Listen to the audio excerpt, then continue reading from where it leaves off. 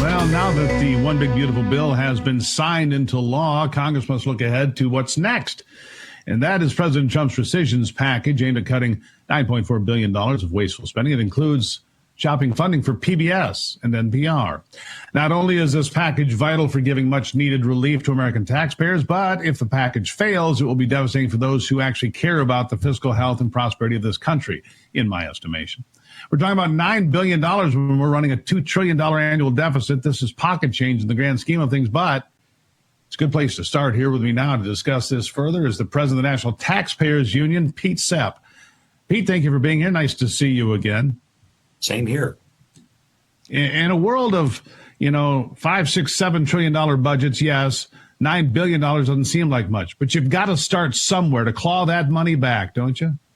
That's right. It's a test of wills, the will of the American people and fiscally responsible members of Congress on one side and the spendthrifts and wastrels on the other. And there are a few in the middle, Republicans, I must say, who are claiming, well, maybe this is too drastic. Maybe we should be looking elsewhere. My answer to that is the national debt is the drastic thing. $36 trillion and climbing.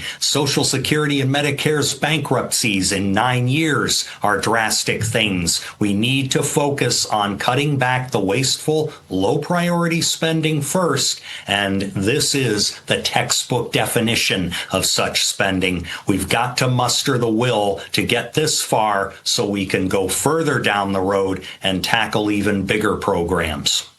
Yeah, we've been told for years and years that soon the debt would be the biggest single item in our budget. And guess what? Today, the servicing of that debt is the single biggest item in our budget. It's frightening. $1 trillion to service the debt of the United States, and it's only getting larger. And now I want to go back to NPR and PBS. Look, they only get about 10% of their funding from the taxpayers. The rest they raise through private donations and so forth, and fundraising efforts and telethons. Why should they be supplemented?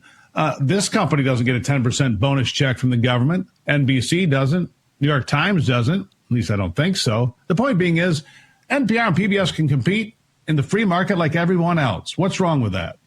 Nothing wrong with it at all. And it's absolutely necessary. I mean, you could call this a form of corporate welfare, a direct check. It is. Going to, they'll say we have nonprofit concerns, all these local affiliates and the like that provide urgent outreach to the community. Well, fund that, cut the rest. That's a pretty simple prescription for reform here. And as you say, why in the world are they getting checks when other companies, large and small, that broadcast, have podcasts, have TV, radio, whatever, they're providing a service to the community too without taxpayer dollars. It's time that PBS and NPR learn to live with a little less or go raise a little more from private donors who are claiming the world's going to end if they have to cut back on their services. Well, write a bigger check, folks.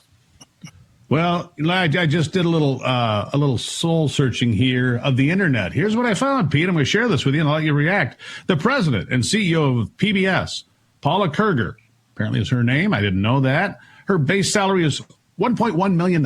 That's her base salary. Plus she gets bonuses in addition to that. So this was for 2023. Her total package better than $1.2 million annually. I think we can go ahead and scale that back. I'll give you the last word here.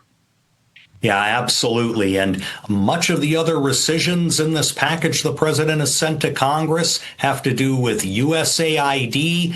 Emergency money is not being touched for these agencies. Only non-emergency grants like things for net zero emission cities in Mexico, kids programming in Iraq. We have to learn to live without these programs. Other countries can. Let's focus on urgent priorities in federal aid. We need to clean up the books, Pete. You got that right, sir. Thank you, as always, for being here. We'll talk soon. Absolutely. All right. After